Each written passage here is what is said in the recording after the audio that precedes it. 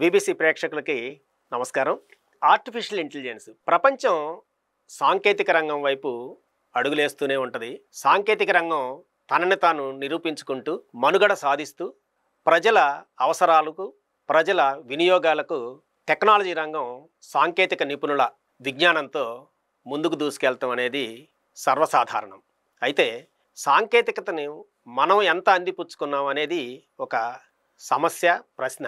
సాంకేతిక రంగం అభివృద్ధిలో కొంతమంది సాంకేతికత ఎప్పటికప్పుడు అలవర్చుకొని అవగాహన చేసుకొని అమలు చేస్తే మన ఉన్నతే కాదు సమాజం ఉన్నతి కూడా ఉన్నదనేది అందరూ నమ్మే సిద్ధాంతం. అయితే కొంతమంది ఏంటంటే టెక్నాలజీ వస్తే మనిషి మనుగడ సాధ్యం కాదు, మనిషి మనుగడకు ప్రశ్నార్థం అవుతుంది, వెనకబడిపోతారు.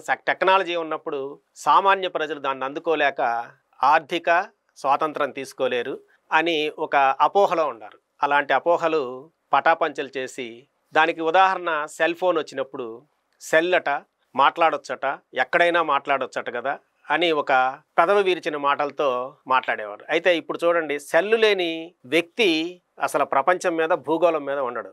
ఒకటి కాదు, రెండు, ఒక్కొక్కళ్ళు ఒక సెల్ బదులు రెండు సెల్లు వాడే స్టేజ్కి వెళ్ళాం. అలాగే టెక్నాలజీ, ఐటీ రంగం, సాఫ్ట్వేరు, కోడింగు, ఇలాంటి ప్రోగ్రామింగు ఇలాంటివి వచ్చినప్పుడు కూడా కంప్యూటర్ ఏం సక్సెస్ అవుతుంది అనుకున్న ప్రజలు ఈరోజు కంప్యూటర్ లేకుండా, కంప్యూటర్ వినియోగం వాళ్ళు పర్సనల్గా వాడకపోయినా ఆ కంప్యూటర్ బ్యాక్డ్రాప్లో ఉన్న ఆ పద్ధతులు వాడకుండా ఏ వ్యక్తి కూడా ఉండలేడు.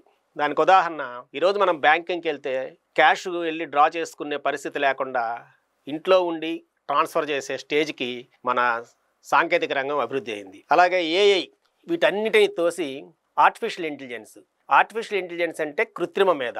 అంటే మనిషి ఆలోచించగలిగిన తన విజ్ఞానాన్ని తాను ఒక మెషిన్ కూడా ఆలోచించే స్థాయి పెరగటం, ఇది సాంకేతిక రంగం పరవళ్ళు దొక్కిన శుభపరిణామం అని చెప్పవచ్చు. ఈ జాన్ మెకార్థీ 1965లో ఏఐని తొలిసారిగా ఏఐ అనే పదము బయట ప్రపంచానికి తీసుకొచ్చారు.